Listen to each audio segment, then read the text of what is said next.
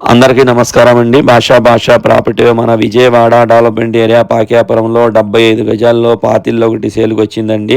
మీకు రోడ్డు వచ్చేసి 33 అడుగుల రోడ్డు అండి. లోపల హౌస్ ఎలా ఉందనేది కూడా ఒకసారి మీకు వీడియో పెడతాను చూడండి.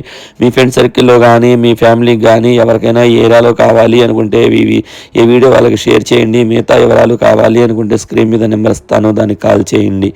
లోపల హౌస్ ఎలా ఉంది అనేది కూడా మీకు ఒకసారి ఐడియా పెట్టడం అనేది జరిగిందండి. హౌస్ పరంగా అయితే కనుక వర్క్ ఏం లేదండి.